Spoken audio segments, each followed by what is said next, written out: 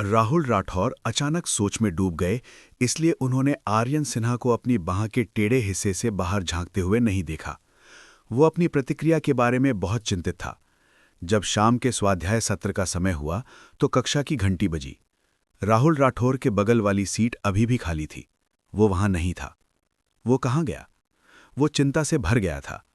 राहुल राठौर अचानक infusion hall से बाहर भाग गए और नर्स ने उन्हें याद दिलाया कि वो अस्पताल में नहीं भाग सकते। राहुल राठौर का चेहरा लाल हो गया और वो और भी दोषी महसूस कर रहा था। वो तुरंत धीमा हो गया और तेजी से चला गया, लेकिन वो अपने पीछे की टकटकी को नज़रअंदाज नहीं कर सका। वो अपनी भावनाओं को शांत करने के लिए कुछ देर के लिए बाहर रहा और उसका चेहरा गर्म हो रहा था। शायद उसे खुशी होनी चाहिए कि वो आमतौर पर बुरे स्वभाव का था और हमेशा एक सीधा चेहरा रखता था, इसलिए वो अभी बहुत दूर नहीं गया। उसने पानी की मशीन ढूंढी और 2 गिलास पानी लिया। उसने दोनों को एक घूंट में पी लिया और उसका सूखा गला थोड़ा मॉइस्चराइज हो गया।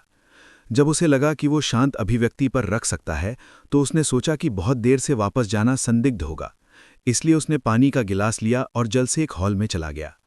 राहुल राठौर शांति से चले गए और आर्यन सिन्हा को पानी सौंप दिया। यहाँ आपकी दवा है। ऐसा लग रहा था कि वो अचानक बाहर क्यों चला गया।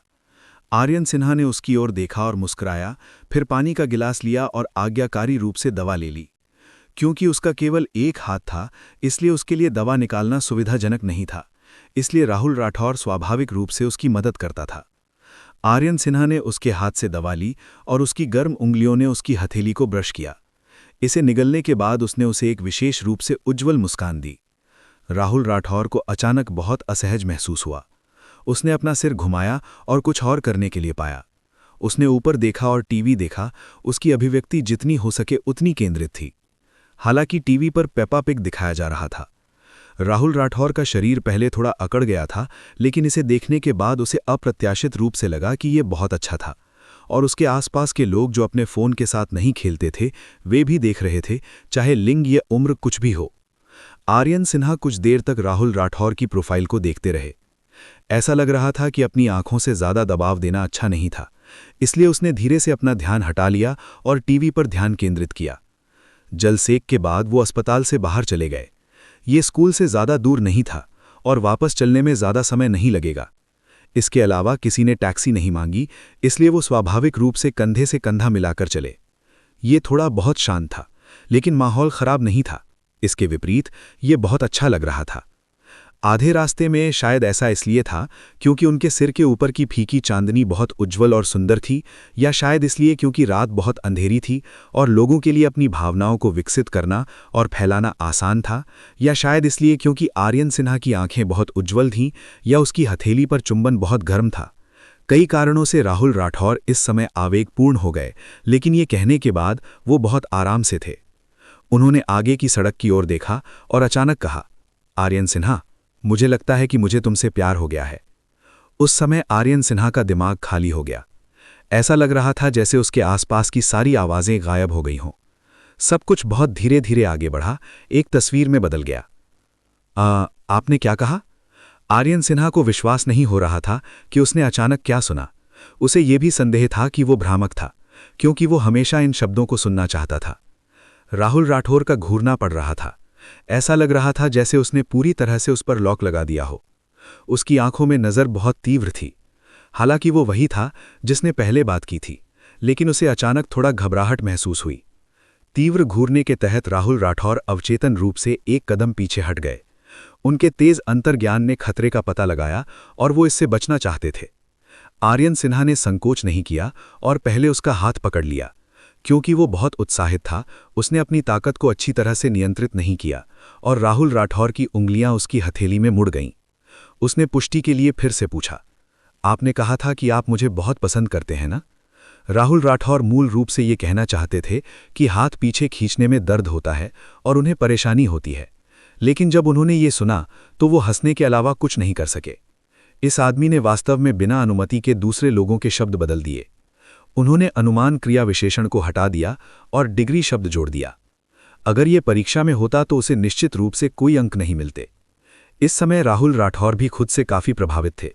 वो अध्ययन का उपहास करने के बारे में भी सोच सकते थे। जाहिर है आर्यन सिन्हा भी देख सकते थे कि वो विचलित थे। उन्होंने अपना ध्यान आकर्षित करने के लिए कुछ असंतोष के साथ उनका हाथ खींचा और फिर से जोर दिया। है ना? राहुल राठौर ने चांदनी के नीचे अपने सुंदर चेहरे को देखा। ये और भी कोमल हो गया, मानो वो धुंध की एक परत से ढका हुआ हो। हालांकि ये थोड़ा पीला था, उसे ये मानना पड़ा कि ये वास्तव में अच्छा लग रहा था। इसके बारे में सोचते हुए उनका चरित्र इतना परेशान करने वाला नहीं था, बस थोड़ा परेशान करने वाला था। वो मुश्किल से इसे सहन कर सकता था। इसके अलावा उनके हॉबीज उनके समान थे, एक साथ खाना और खेल खेलना। उनके बीच अच्छी तालमेल भी हो सकती थी। हाँ, क्या ये अच्छा नहीं था? इस बार राहुल राठौर को अजीब या घबराहट महसूस नहीं हुई। इसके बजाय उन्होंने शांति से उसकी ओर देखा और सिर हिलाते हुए कहा, हाँ, मैं तुम्हें पसंद करता हूं। आर्यन सिन्हा बहुत अच्छे मूड में था। वो एक कदम आगे बढ़ा और दोनों के बीच की दूरी को कम कर दिया। उसकी आंखें जल रही थीं। तब हम प्रेमी हैं। अगर हम साथ हैं तो पीछे मुड़कर नहीं देखा जा सकता। राहुल राठौर मदद नहीं कर सके और अपने थोड़े सूखे होठों को चाटने लगे और मुस्कुराने लगे। अभी माहौल इतना अच्छा था कि ऐसा लग रहा था जैसे वे चांदनी के नीचे जंगल में प्यार कर रहे हों। लेकिन अगले सेकंड में कुछ बच्चों ने चमक की छड़ें लहराईं और चिल्लाते हुए उनके पास से भागे। एक साथ, एक साथ। तुरंत ये थोड़ा अजीब हो गया। वे पास के एक पार्क से गुजरने के लिए हुए। रात में चाचा और चाची थे जो स्क्वायर डांस के लिए आते थे। वे अपने पोते पोतियों को भी टहलाने के लिए बाहर निकाल लाए थे। आर्यन सिन्हा ने माहौल खराब करने वाले बच्चों की ओर घूरा। उनका व्यवहार थोड़ा बचकाना था, लेकिन वो अच्छे मूड में था, इसलिए वो उनसे परेशान नहीं हो सकता था। स्व अध्ययन सत्र के बाद छात्र अपने छात्रावास में लौट आए। हर कोई अच्छे मूड में था। आखिरकार उन्हें होमवर्क नहीं करना था और वे वापस जाकर अपने फोन पर गेम खेल सकते थे। लेकिन राहुल राठौर अजीब था। वो खुश नहीं था, बल्कि थोड़ा घबराया हुआ था। अभी अभी क्लास में किसी वजह से उसने आर्यन सिन्हा को काट लिया था। उस समय आर्यन सिन्हा ने कोई प्रतिक्रिया नहीं दी थी। वो बस चुपचाप उसे देखता रहा, जिससे वो और भी डरावना लग रहा था। राहुल राठौर मौके पर ही बदला लेने के लिए आर्यन सिन्हा कुछ ऐसा करने को पसंद करेंगे। नहाने के बाद राहुल राठौर अपने बिस्तर पर वापस जाना चाहते थे, लेकिन जब वो आर्यन सिन्हा के पास से गुजरे तो उनकी कलाई पकड़ ली गई। आर्यन सिन्हा उसे देखकर मुस्कुराया। चलो, एक दो खेल खेलते हैं। फिर वो राहुल राठौर को अपने बिस्तर पर खींच लिया और उसे बैठा दिया। तथाकथित खेल उन दोनों के बीच नहीं था।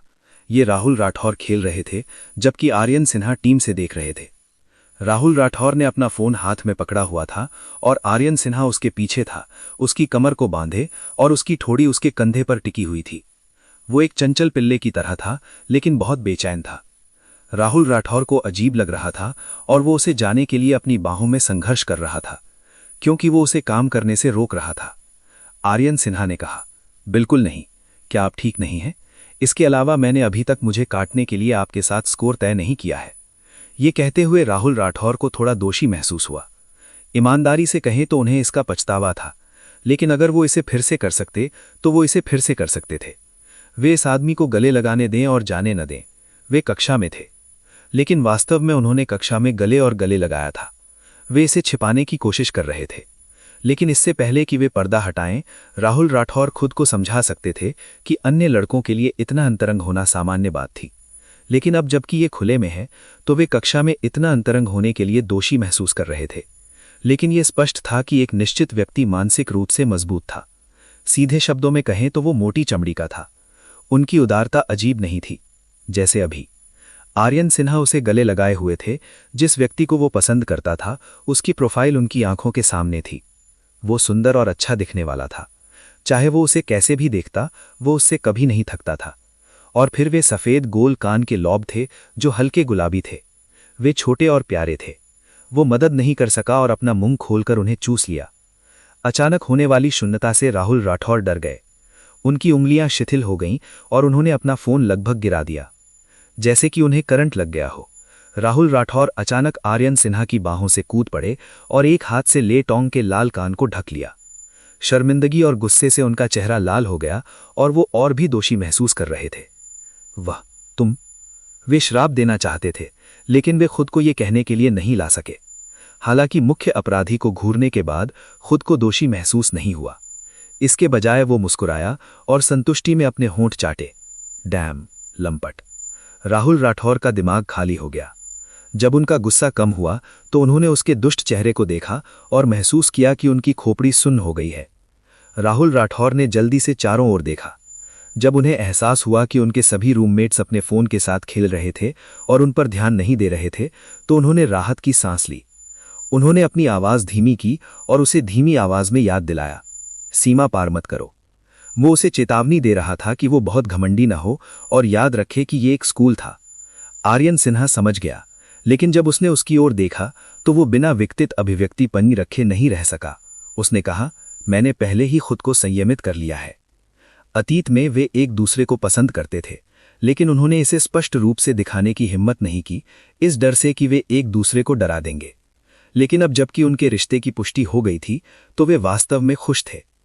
अब जबकि वो उस व्यक्ति के साथ था जिसे वो पसंद करता था, तो वो पूरी दुनिया को इसकी घोषणा करने का इंतजार नहीं कर सकता था।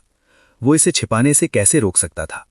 वो अपना स्नेह दिखाने में कोई आपत्ति नहीं। फिर उसने जल्दी से कहा, मैं वापस जा रहा हूं। फिर वह सीढ़ी पर चढ़ गया और अपने बिस्तर पर चढ़ गया। जब वह बैठा तब भी उसका दिल बहुत तेजी से धड़क रहा था। उसने अपने फोन की ओर देखा। वह अभी इसे संचालित करने के मूड में नहीं था और उसे पहले ही दुश्मन द्वारा पीटा जा चुका था। ये सब आर्यन सिन्हा की गलती थी। रोशनी बंद होने के बाद राहुल राठौर हमेशा की तरह अपने फोन से खेल रहे थे, लेकिन वह बहुत ध्यान केंद्रित नहीं कर रहे थे। कभी कभी वह मदद नहीं कर सकता था, लेकिन आर्यन सिन्हा को देख रहा था जो बिस्तर से उतर रहा था। भले ही वह उसे अंधेरे में स्पष्ट रूप से नहीं देख सकता था और केवल एक अंधेरे सिलुएट को अस्पष्ट रूप से देख सकता था, फिर भी वह उसे देखना चाहता था। उसे देखकर ही उसे अच्छा महसूस हुआ। उसका फोन वाइब्रेट होता रहा और नोटिफिकेशन पॉपअप होते रहे। स्क्रीन के टॉप पर आर्यन सिन्हा का नाम लिखा था। उसने उस पर टैप किया। मुझे तुम्हारी बहुत याद आती है। मैं तुम्हें चूमना चाहता हूँ। मैं तुम्हें गले लगाना चाहता हूँ। मैं इतना अकेला हूं कि मुझे नींद नहीं आ रही है। क्या तुमने मुझे याद किया? आर्यन सिन्हा को बहुत आश्चर्य हुआ। उसने बच्चे को पकड़ लिया और उसे ध्यान से देखा। उसने महसूस किया कि वह वास्तव में राहुल राठौर के समान दिखता है, सिवाय इसके कि उसका चेहरा बचकाना था और उसके चेहरे की विशेषताएं विकसित नहीं हुई थीं। उन्होंने कहा, आपका नाम राहुल राठौर है? क्या आपके पिता का नाम शमशेर राठौर और आपकी माँ है शर्मिला सिंह? छोटे लड़के की आंखें चौड़ी हो गईं। वह और भी चौंक गया। आपको कैसे पता? दरअसल ये राहुल राठौर का बचपन था। सदमे के बाद आर्यन सिन्हा का मूड काफी अच्छा हो गया। एक परिचित व्यक्ति को देखने के बाद वह अधिक सहज महसूस कर रहा था और भी अधिक उत्साहित था। ये राहुल राठौर थे। जब वह छोटा था तो वह बहुत प्यारा था। वह सफ़ेद और कोमल और गोलमटोल था। उसका चेहरा बहुत नरम लग रहा था और वह वास्तव में इसे चुटकी लेना चाहता था। जैसा कि उसने इसके बारे में सोचा, उसने इसे कार्यान्वित किया। उसने न केवल नरम चेहरे पर चुटकी बजाई, बल्कि उसने अपने बालों को भी रगड़ दिया और खुशी से मुस्कुराया। छोटा राहुल राठौर पूरी तरह से स्तब्ध रह गया। उसका चेहरा लाल हो गया और उसने धीरे धीरे अपमान की अभिव्यक्ति दिखाई। एक लड़के के लिए चेहरे और सिर पर छुआ जाना वास्तव में बहुत शर्मनाक था। बहुत गुस्सा। छोटे राहुल राठौर के साथ दौड़ने वाले बच्चे ने लंबे और मजबूत आर्यन सिन्हा को इस तरह मुस्कुराते हुए देखा। एक अजनबी अपने छोटे दोस्त को छू रहा था। वह इतना डर गया था कि वह रो पड़ा। उन्होंने कहा, सिसकते सिसकते, कोई राहुल राठौर को धमका रहा है, हमें क्या करना चाहिए? एक और बच्चा भी बहुत उलझन में था। चलो माँ और पिताजी को बुलाते हैं। नहीं, हमें पुलिस को ढूंढना चाहिए। आखिरकार वे केवल 6 या 7 साल के थे। एक नज़र और वे जानते थे कि वे उनसे निपट नहीं सकते। युद्ध शक्ति में अंतर बहुत बड़ा था। ये एक नौसिखिए की तरह था जो मैक्सिमम लेवल बॉस का सामना कर रहा था। वे घबराए हुए थे और डरे हुए थे। वे शांत नहीं हो सके। आर्यन सिन्हा को उम्मीद नहीं थी कि छोटे राहुल राठौर के चेहरे को छूने से ही इन बच्चों को इतना बड़ा झटका लगेगा। उसे भ्रम था कि उसने कुछ बुरा किया है। उसने उन्हें मनाने की कोशिश की और जल्दी से कहा, डरो मत, मैं बुरा इंसान नहीं हूं। बच्चा और भी जोर से रोया। टीवी पर ऐसा ही होता है। ये एक बुरे व्यक्ति की रेखा है। एक बुरा व्यक्ति यह स्वीकार नहीं करेगा कि वह बुरा है। रो, Cisco Cisco Cisco. Aryan Sinha की तरीका के लिए इतना ही नहीं, छोटा राहुल राठौर भी उसे घूर रहा था। इससे उसे बहुत दुख हुआ। जल्दी में उसने अचानक उन्हें मनाने का तरीका सोचा।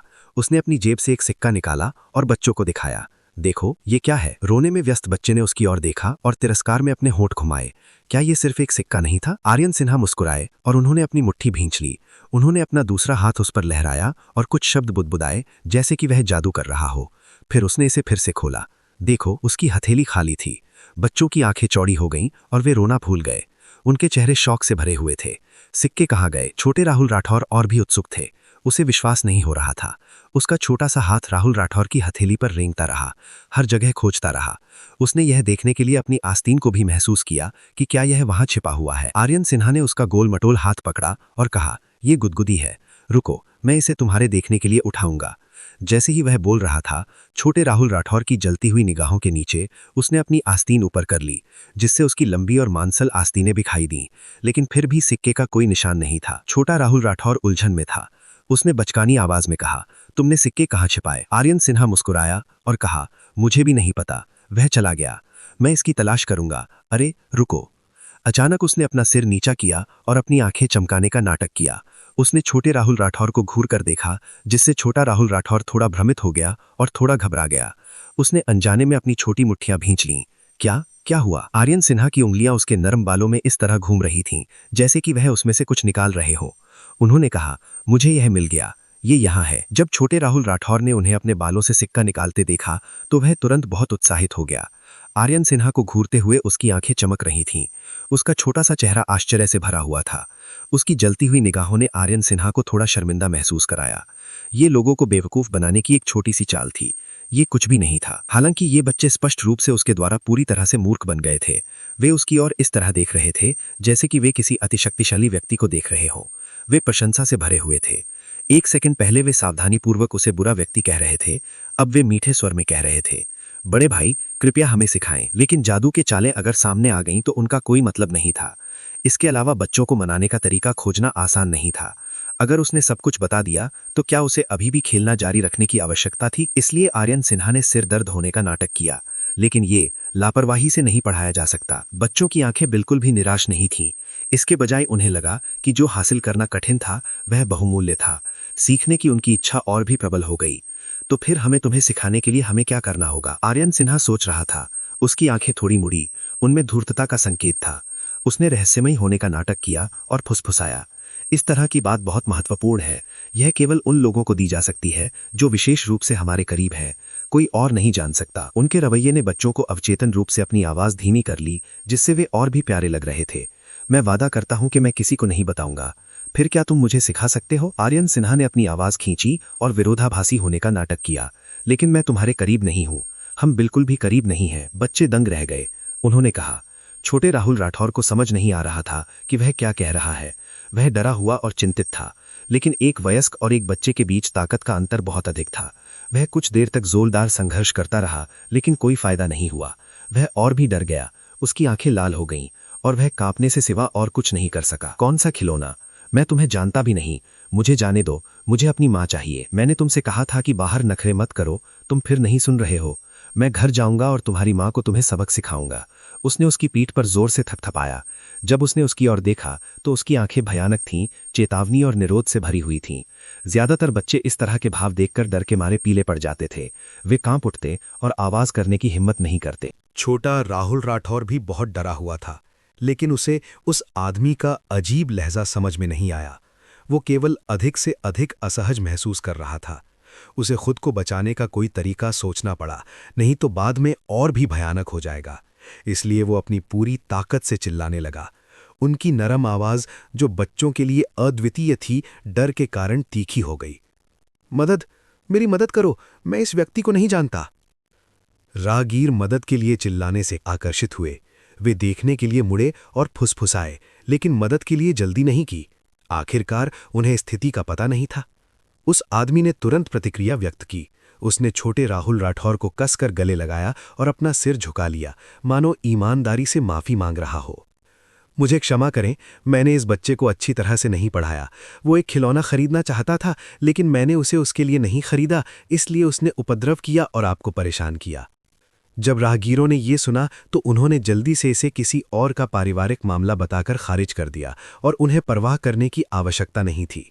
इसके अलावा ये पहली बार नहीं था जब एक शरारती बच्चे ने एक दृश्य बनाया और अपनी पसंद की किसी चीज के लिए इधर-उधर लुढ़कने लगा। ऐसा दृश्य देखना आम बात थी, इसलिए राहगीरों ने इसे गंभीरता से नहीं लिया और अपने रास्ते पर चलते रहे। छोटे राहुल राठौर ने देखा कि दूसरों ने उसे नजरअंदाज कर दिया और घबरा गए। उसका दिमाग खाली हो गया और वो बोलना लगभग भूल ही गया। उसके चेहरे से आंसू बह निकले। वो बहुत डरा हुआ था। कुछ समय तक संघर्ष करने के बाद उसकी ताकत कमजोर और कमजोर होती जा रही थी। निराशा का अंधेरा धीरे धीरे उसकी आंखों में भर गया और उनमें कोई रोशनी नहीं थी। इसके विपरीत वो आदमी बहुत संतुष्ट था। कोई भी उनके काम में हस्तक्षेप नहीं कर रहा था। जब कम लोग होते तो वो बच्चे को नशीला पदार्थ देकर कार में फेंक सकता था। फिर कोई और परेशानी नहीं होगी। इतना शोर। जब उस आदमी ने सोचा कि चीजें खत्म होने वाली हैं तो कुछ गलत हो गया। जब छोटा राहुल राठौर निराशा में था तो उसने उस आदमी के माध्यम से देखा कि एक व्यक्ति दूर से उसकी ओर दौड़ रहा था। उसका चेहरा चिंता और चिंता से भरा था। वो बड़े दृढ़ संकल्प के साथ दौड़ा। ये कहना कोई अतिशयोक्ति नहीं थी कि इस समय छोटे राहुल राठौर को रोशनी दिखाई दे रही थी, आशा की रोशनी। ये पहले का युवक आर्यन सिन्हा था। जो संघर्ष उसने बंद कर दिया था वो अचानक फिर से शुरू हो गया, और ये पहले से भी अधिक तीव्र था। उस आदमी को इसकी उम्मीद नहीं थी और वो लगभग मुक्त हो गया। इतना ही नहीं, छोटे राहुल राठौर ने भी उस आदमी के हाथ को अपने दांतों से काट लिया, जिससे उस आदमी का चेहरा दर्द से विकृत हो गया। उसने अपनी ताकत खो दी और छोटे राहुल राठौर को भागने का मौका दिया। नन्हा राहुल राठौर मूल रूप से आर्यन सिन्हा की दिशा में दौड़ने वाले थे, लेकिन उनके पीछे के अजीब आदमी ने पकड़ लिया। छोटे राहुल राठौर ने अपने दांत पीसे और आसपास की सड़कों पर परिचित होने पर भरोसा करते हुए फुर्ती से घुमावदार गलियों में घुस गया। गांव के आवासीय क्षेत्र में सड़कें थोड़ी जटिल थीं और हर घर एक जैसा दिखता था। अगर वो सावधान नहीं होता तो वो खो जाता। आर्यन सिन्हा ने जब गुस्से में आए आदमी को अपने सामने छोटी सी आकृति का पीछा करते हुए देखा तो वो और भी घबरा गया। वो अपनी पूरी ताकत से आगे बढ़ा और अंत में उस आदमी को पकड़ लिया। बिना सोचे समझे उसने बेरहमी से उसे लात मारी।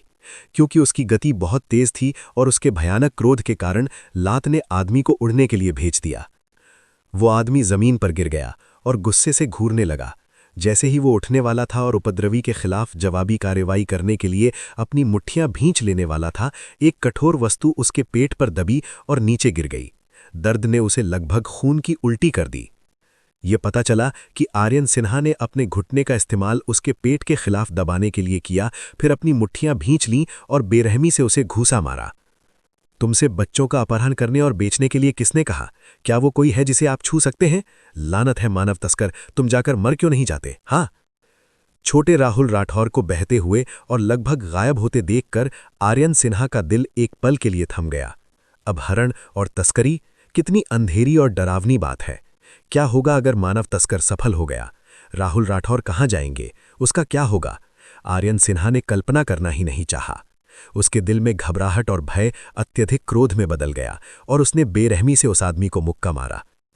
दूसरी ओर वो आदमी पहले गुस्से से होने से निर्दोष और दयनीय व्यवहार करने लगा, कहते हुए कि उसे बिना किसी कारण से पीटा गया। आर्यन सिन्हा ने देखा कि वो पछतावा नहीं कर रहा है और वो इतना गुस्से में था कि उसके दिल, जिगर, प्लीहा और फेफड़ों में दर्द हो रहा था। उन्होंने दर्शकों से तुरंत पुलिस को बुलाने को कहा। हालांकि सिस्टम ने कहा, ये बेकार है, ये पहले ही हो चुका है और ये व्यक्ति भाग गया है। आर्यन सिन्हा हार मानने को तैयार नहीं थे। उन्होंने अपनी मुट्ठियां इतनी कसकर भींच लीं कि उनकी हड्डियां टट गईं।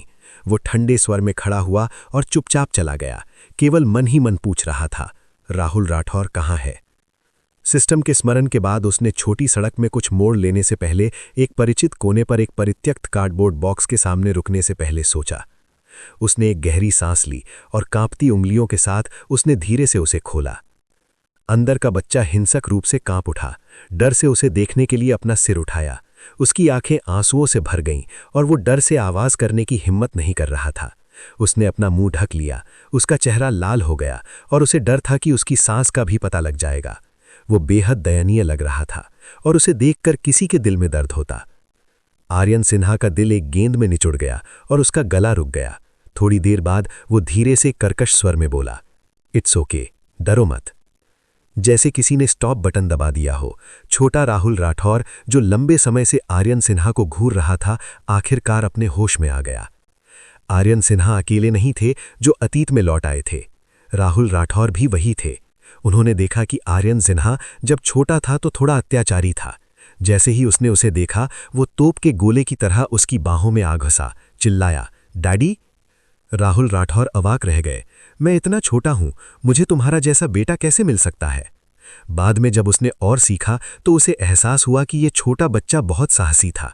उसने जानबूझकर उस नानी से छुटकारा पा लिया जो उसका पीछा करती थी और खेलते हुए इधर उधर घूमता रहा।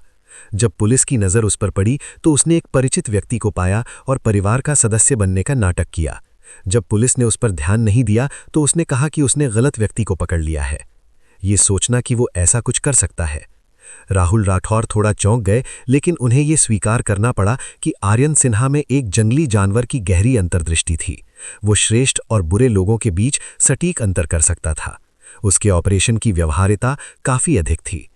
ये महसूस करने के बाद कि ये छोटा बच्चा बहुत मुखर है और उसे चिंता करने की आवश्यकता नहीं है, राहुल राठौर जाने के लिए मुड़ गए। लेकिन कुछ कदम के बाद उनके चेहरे बहुत अजीब लगे।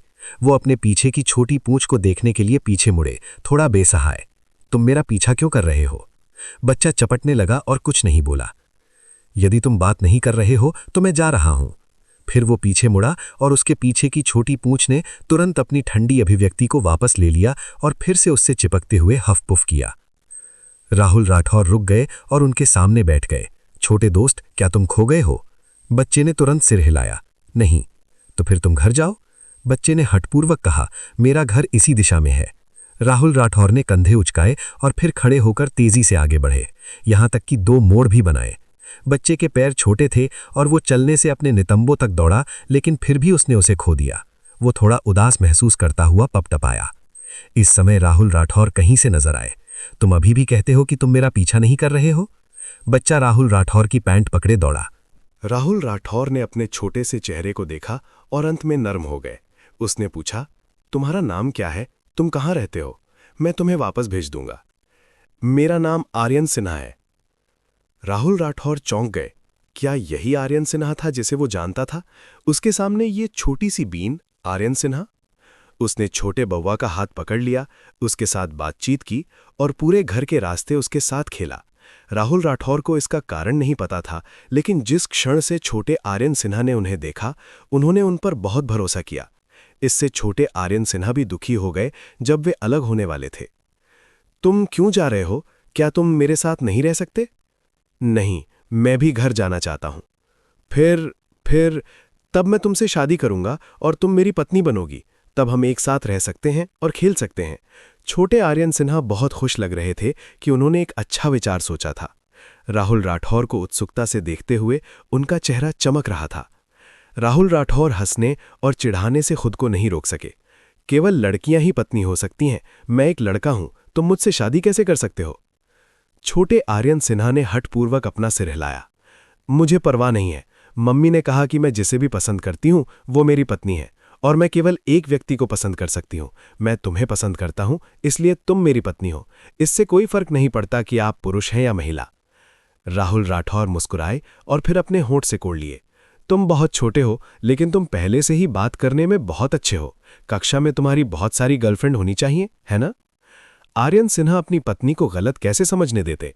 उन्होंने तुरंत समझाया, नहीं, वे सहपाठी बहुत बचकाने हैं। बचकाना?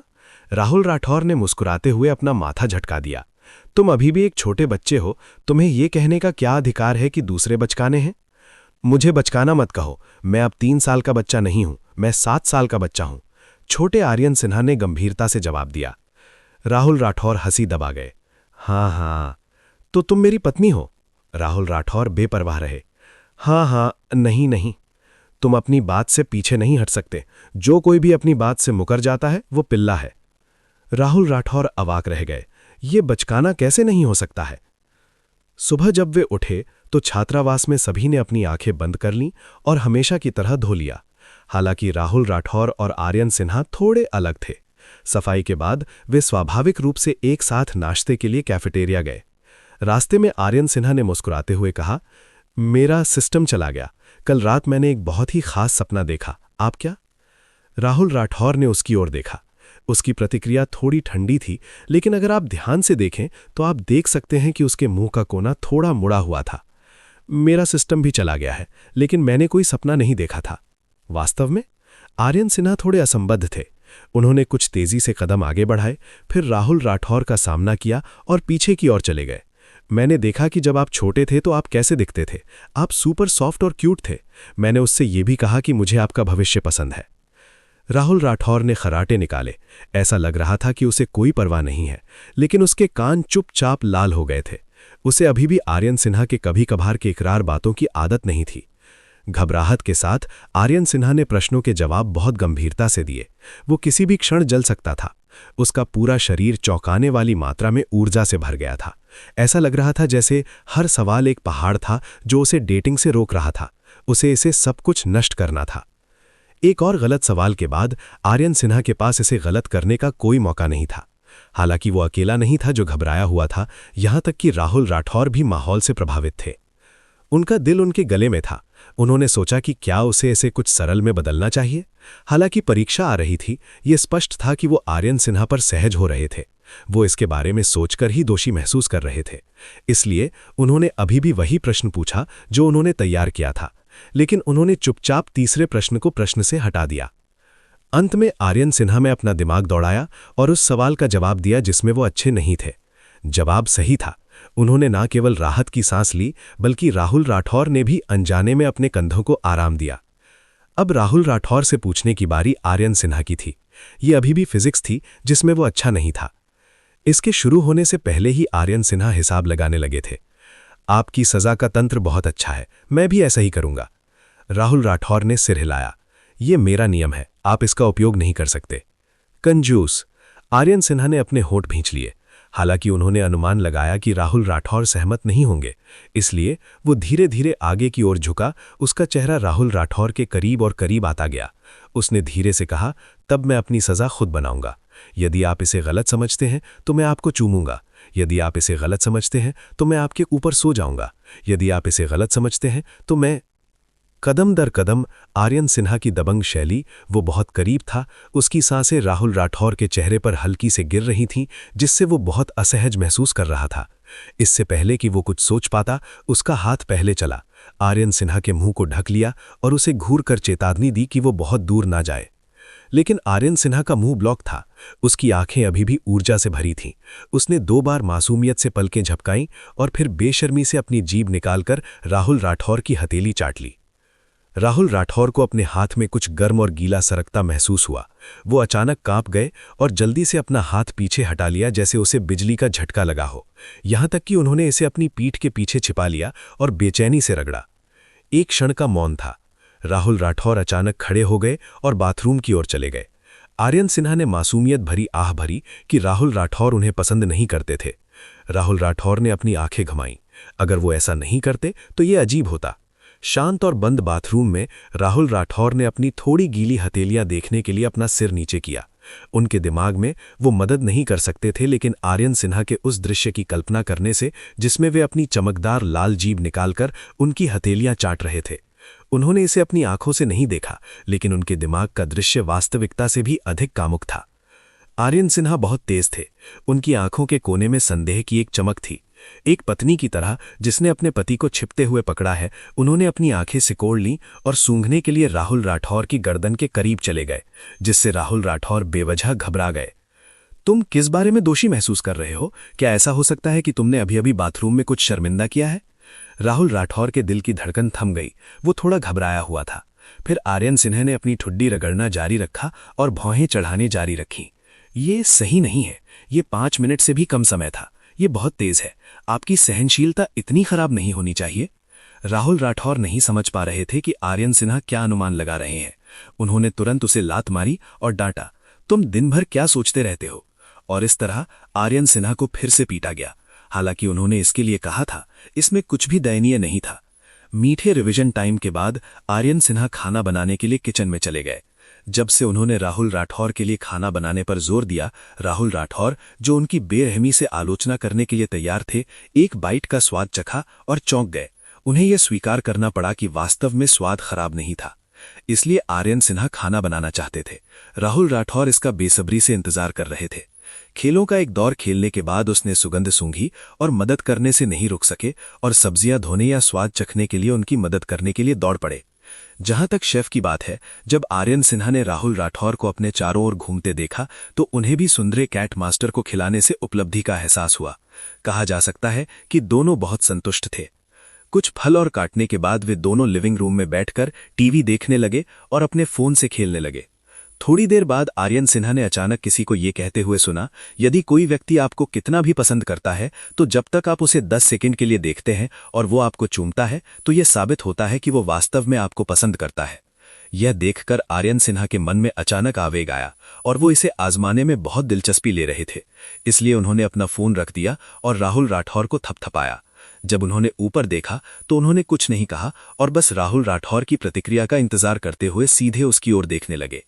जहां तक राहुल राठौर की बात है, अब चेतन रूप से अपना सिर घुमाने के बाद उन्होंने देखा कि एक निश्चित व्यक्ति उसे निहार रहा था।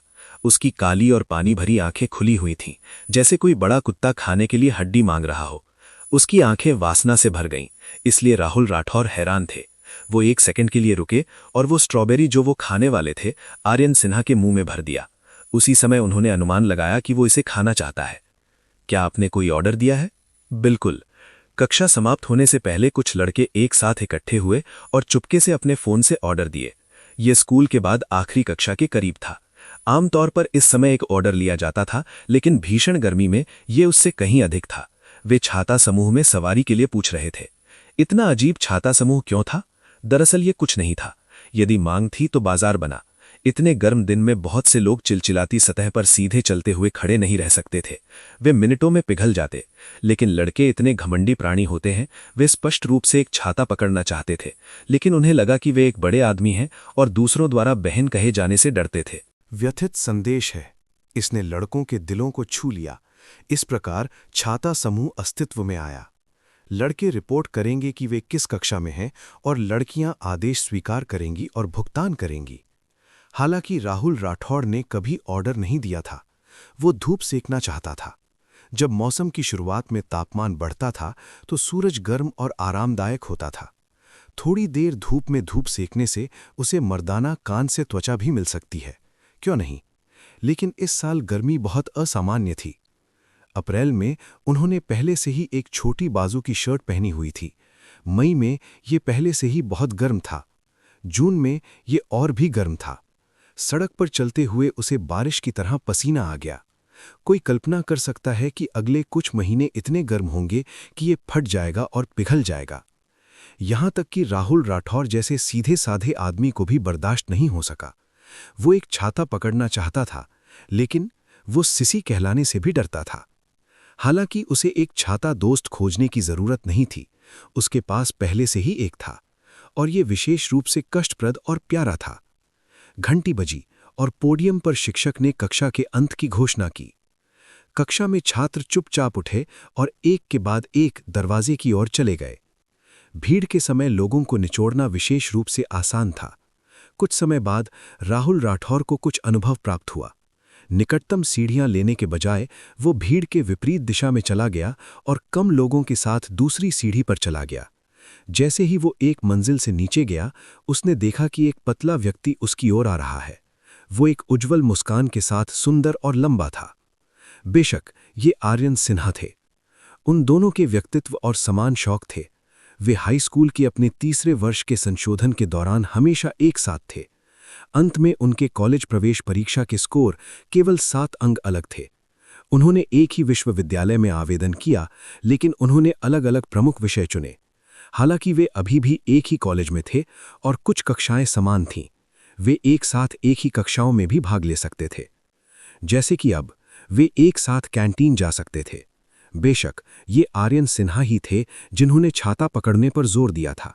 ये सूरज को अवरुद्ध कर सकता था और उसे उसके करीब रहने की अनुमति भी दे सकता था। राहुल राठौर ने घृणा का नाटक किया, लेकिन उन्होंने धूप में छाता पकड़ने के थोड़े स्त्री लड़के के कृत्य को स्वीकार कर लिया। कैंटीन के रास्ते में उन्होंने बातचीत की और चर्चा की कि आज क्या खाना है। जल्द ही वे पहली कैंटीन में पहुंचे। राहुल राठौर ने कहा कि वो जिलेटिन खाना चाहते हैं। जब आर्यन सिन्हा ने यह सुना तो उन्होंने तुरंत दयनीय होने का नाटक किया। क्या आप मुझे स्वादिष्ट खाना खाने के लिए अकेला छोड़ने जा रहे हैं? हाँ, राहुल राठौर ने बिना किसी हिचकिचाहट के जवाब दिया।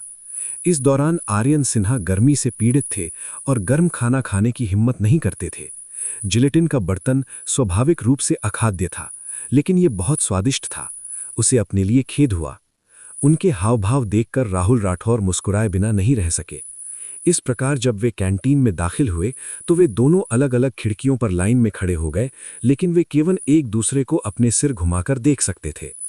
राहुल राठौर ने स्लिपरी चिकन जिलेटिन पॉट का ऑर्डर दिया, अपना कार्ड स्वाइप किया और शेफ को खाना बनाते हुए देखने के लिए किनारे की ओर इंतजार करने लगे। शेफ ने कुशलता से सामग्रियों को बर्तन में फेंका, जैसे चिकन, प्याज, एनोकी मशरूम, मिर्च और इसी तरह। फिर उसने तैयार सॉस डाला। थोड़ी देर बाद छोटा काला बर्तन चटकने लगा और सुगंध की लहरें उड़ने लगीं। कक्षाओं की पूरी सुबह के बाद उसे विशेष रूप से भूख लगी। राहुल राठौर सतह पर शांत दिख रहे थे, लेकिन वास्तव में उनका गला पहले से ही थोड़ा हिल रहा था। उन्होंने देखा कि शेफ समय समय पर सामग्रियों को स्कूप करने के लिए एक लंबे चम्मच का उपयोग करता है। फिर जब ये देखा कि समय हो गया है तो उसने बर्तन में चायव्स और धनिया डाला, इसे ढक दिया और जल्दी से ढक्कन के किनारे पर खाना बनाने की शराब डाल दी। आग तुरंत बढ़ गई और बर्तन को शेफ ने उठाकर ट्रे पर रख दिया। राहुल राठौर ने ट्रे उठाई। जब वो खाली सीट की तलाश कर रहा था तो उसने आर्यन सिन्हा पर भी नजर डाली। उसने देखा कि वो एक लड़के का अभिवादन कर रहा है और बात कर रहा है जिसे वो नहीं जानता था।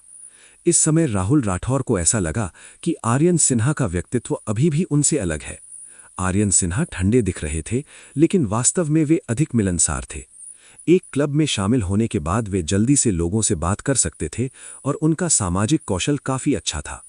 आमतौर पर जब वो आर्यन सिन्हा के साथ चलते थे तो वे अक्सर पाते थे कि वे दूसरे अकेडमियों के छात्रों और यहाँ तक कि सीनियर भाई और बहनों का अभिवादन कर रहे थे।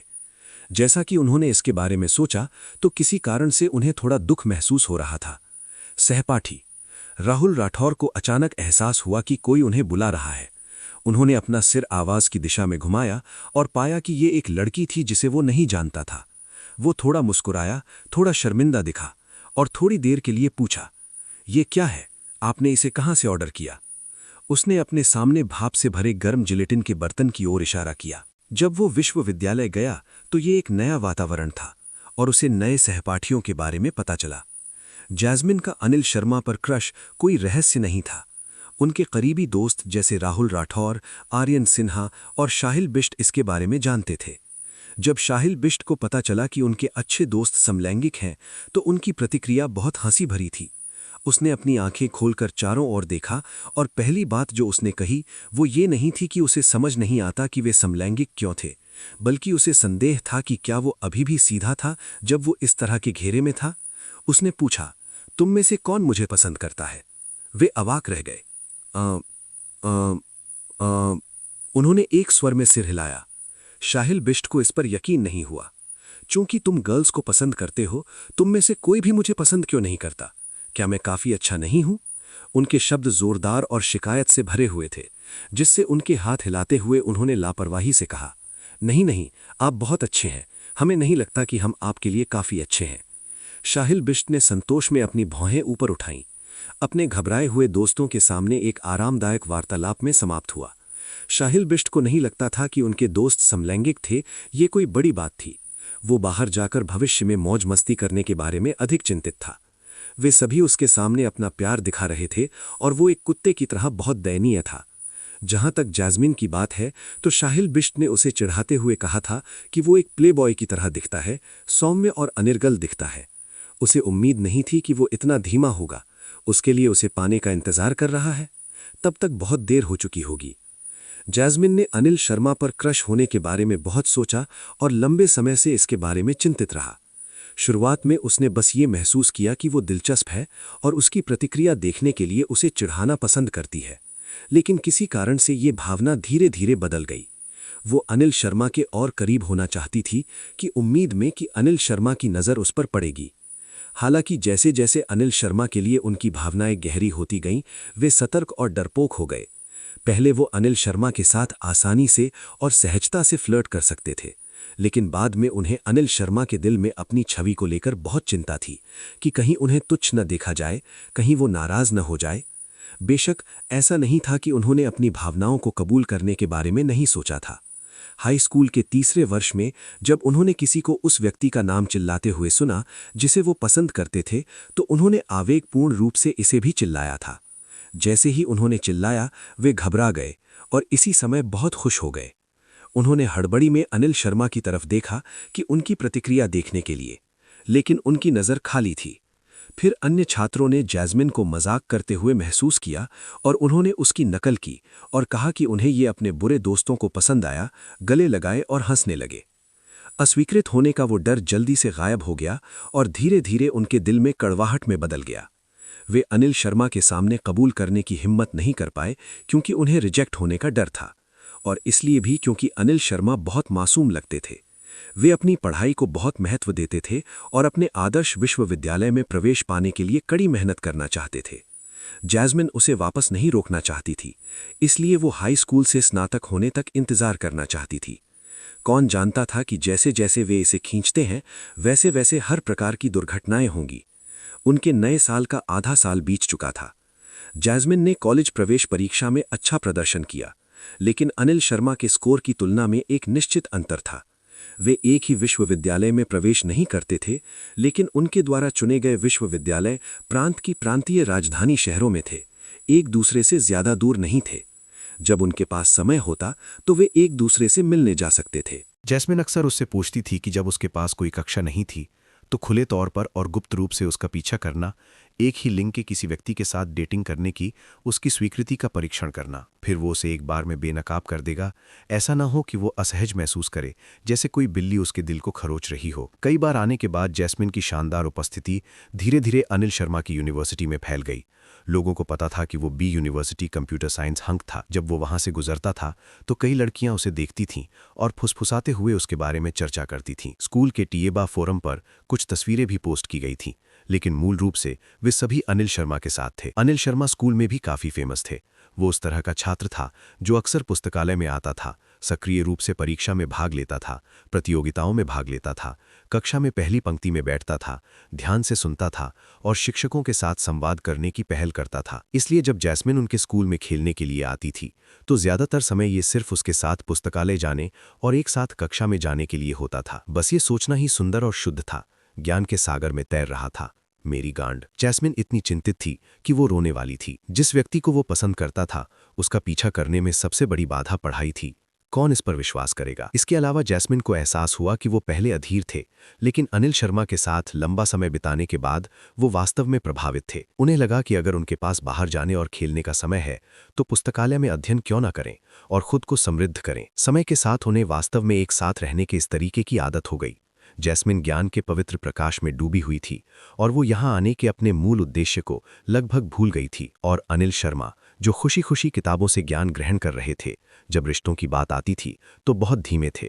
भले ही जैस्मिन ने ये नहीं कहा, लेकिन उसे केवल ये महसूस हुआ कि जैस्मिन बहुत अच्छी दोस्त थी। अगर जैस्मिन को पता होता कि वो इतने लंबे समय से सतर्क थे और उसने यही सोचा है, तो जैस्मिन निश्चित रूप से उसे डांटना चाहती थी। फक यू, आपका दोस्त। बाद में अनिल शर्मा ने एक किताबों की दुकान में एक किताब देखी जो जैस्मिन को पसंद आई और उसने खुशी खुशी उसे खरीद लिया। यहाँ तक कि वो तुरंत जैस्मिन के स्कूल भी गया, उसे देना चाहता था। लेकिन ये उत्साह ज्यादा देर तक नहीं रहा, क्योंकि जब उसने जैस्मिन को पाया तो उसने उसे अपने सहपाठियों के साथ खुद पर चर्चा करते हुए पाया। कॉलेज में उनके रूममेट्स करण की गर्लफ्रेंड से बहुत ईर्ष्या करते थे। जब उन्होंने गलती से करण की गर्लफ्रेंड को देख लिया था, उन्होंने उनसे सलाह भी मांगी कि वो इतनी खूबसूरत देवी को कैसे जीत पाए। यदि वे भाई थे तो उन्हें कुछ सलाह देनी चाहिए थी। वे अभी भी अविवाहित थे और वे उससे ईर्ष्या करते थे। तरु मित्तल एक महान सुंदरता थी, इसमें कोई संदेह नहीं था। जो कोई भी उसे पहली नजर में देखेगा वो दंग रह जाएगा। उसकी त्वचा गोरी थी, उसके पैर लंबे थे और उसका व्यक्तित्व इतना कोमल और सुंदर था। करण अपनी गर्लफ्रेंड को बहुत पसंद करते थे। भले ही वे 2 साल से साथ थे, फिर भी वे समय समय पर असहाय महसूस करते थे। उसे ये भी लगता था कि वो उसके लिए थोड़ा अयोग्य है। वो बहुत अच्छी थी। उसके रूममेट्स ने उससे पूछा कि वो तरु मित्तल का दिल जीतने में कैसे कामयाब रहा, और वो गलती से अचंभे में गिर गया। उसने तरु मित्तल का पीछा नहीं किया, लेकिन तरु मित्तल ने पहले उसे कबूल किया। न केवल उसके रूममेट्स को इस पर विश्वास नहीं हुआ, बल्कि वो खुद भी इसे समझ नहीं सकता था। ऐसे बहुत से लोग थे जो उनसे ज्यादा हैंडसम और बेहतर थे। तरु मित्तल ने उसे क्यों चुना? करण करीब 1.9 मीटर लंबे थे और उनका शरीर मजबूत था। अपनी दृढ़ उपस्थिति और साफ सुथरे क्रू कट के साथ वो किसी की भी नज़र में एक सख्त आदमी की तरह लग रहे थे। वो इस तरह के शक्तिशाली व्यक्ति थे जिससे बचने के लिए सड़क पर गैंगस्टर भी चक्कर लगा सकते थे, लेकिन वास्तव में वे इतने सख्त नहीं थे। इसके विपरीत, शायद इसलिए क्योंकि वे एकल माता पिता के परिवार में पले बढ़े थे, उनके पास एक नाजुक और संवेदनशील दिल था और दूसरे लोगों के उनके प्रति रवैये की बहुत परवाह करते थे। जब वे छोटे थे तब से उन्होंने अपनी माँ को उसे पालने के लिए हर तरह की कठिन मेहनत करते देखा। उसे अपनी माँ के लिए विशेष रूप से अफसोस हुआ। वो जल्द ही समझदार हो गया और जल्द से जल्द पैसे कमाना चाहता था ताकि वो अपनी माँ का समर्थन कर सके। और अपनी माँ के प्रति अपने प्यार के कारण उसने सोचा कि भविष्य में उसकी प्रेमिका होने पर उसे उसके साथ बहुत अच्छा व्यवहार करना चाहिए। वो उसे दुखी नहीं होने देना चाहता था। वो नहीं जानता था कि उसकी भविष्य की प्रेमिका कैसी होगी, लेकिन उसने कभी नहीं सोचा था कि वो तरु मित्तल की तरह सुंदर होगी। वो इतनी सुंदर थी कि उसे नहीं पता था कि क्या करना है। ये पहली बार था जब उसे प्यार हुआ। वो बहुत छोटा था और कुछ नहीं जानता था। ज्यादातर समय उसे मार्गदर्शन के लिए तरु मित्तल पर निर्भर रहना पड़ता था। एक आदमी के रूप में वो हमेशा चाहता था कि उसकी प्रेमिका डेट, रिश्ते की प्रगति के बारे में सोचे और उसे पहल करने दे। वो अपनी निरर्थकता के लिए निराश होकर अपना सिर झुका लेता था। वो अपनी प्रेमिका की रक्षा करना चाहता था और उसे लापरवाह और खुश रहने देना चाहता था। एक बार वे मदद नहीं कर पाए, लेकिन चतुराई से तरु मित्तल से पूछ सके कि उनके साथ रहने के बारे में उसे कैसा महसूस होता है। तरु मित्तल के होंठ बिना किसी हिचकिचाहट के मुस्कुराहट में बदल गए। ये सूर्य की तरह उज्ज्वल और सुंदर था। बहुत अच्छे। करण थोड़ा खोया हुआ था, लेकिन उसके बाद तरु मित्तल को महसूस हुआ और उसने कुछ पहल उसे सौंप दी। उसने कहा कि उसे नहीं पता कि आगे कहाँ जाना है और अगर वो चाहता है कि वो व्यवस्था करे तो वो उसकी बात सुनेगा। इसलिए करण को लगा कि उनके ऊपर एक बड़ी जिम्मेदारी है। उन्होंने सभी प्रकार के डेटिंग, दौड़ फूप, यात्रा और आहार की जानकारी को ध्यान से देखा और एक योजना बनाई। यहाँ तक कि वो इसे अपने दोस्तों के साथ चर्चा करने के लिए भी ले गया। जब उसके दोस्त ने इसे देखा तो उसने तुरंत उसके सिर पर एक दस्तक दी। क्या तुम मूर्ख हो? तुमने बहुत कुछ लिखा। क्या तुम्हें लगता है कि तुम्हारी गर्लफ्रेंड भी तुम्हारी तरह एक रूखी लड़की है? मैं उसे इतनी याद करता था कि मेरे पैर टूट जाते थे। उनके दोस्त ने गुस्से में उनके साथ योजना को संशोधित किया और कार्यक्रम को अधिक उचित बनाने के लिए समायोजित किया। जिन स्थानों पर वे जा रहे थे वे अपेक्षाकृत करीब थे। यहाँ तक कि अगर वे करीब नहीं थे तो वहां मेट्रो लेना बहुत सुविधाजनक था। अपना काम पूरा करने के बाद करण ने योजनाओं की ओर देखा जिन्हें हटा दिया गया था और दया के साथ कहा, मैं भी उसके साथ इन जगहों पर जाना चाहता हूं। उनका दोस्त शिकायत करने से खुद को नहीं रोक सका।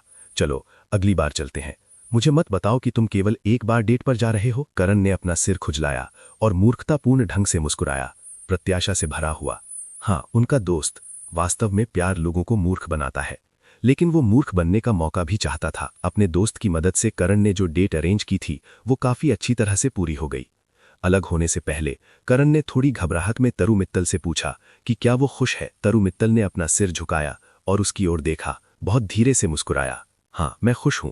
इसके बाद करण और भी खुश हो गया। वो थोड़ा मूर्खतापूर्ण ढंग से मुस्कुराया और अपना हाथ हिलाया, मुड़ने और छोड़ने के लिए तैयार। लेकिन इस समय करण की आंखें चमक उठीं। फिर उसने अपने होठों पर 2 नर्म गर्म कपास गोलियां जैसे टुकड़े महसूस किए। वो इन्हें चाटने से खुद को नहीं रोक सका। उसका दिमाग खाली हो गया। जब वे अलग हुए तो उन्हें एहसास हुआ कि ये तरु मित्तल के होठ थे। उसका चेहरा लाल हो गया और वो मौके पर ही स्तब्ध रह गया। तरु मित्तल को उसकी प्रतिक्रिया मनोरंजक लग रही थी। उसके मुंह के कोने पर मुस्कुराहट चौड़ी हो गई।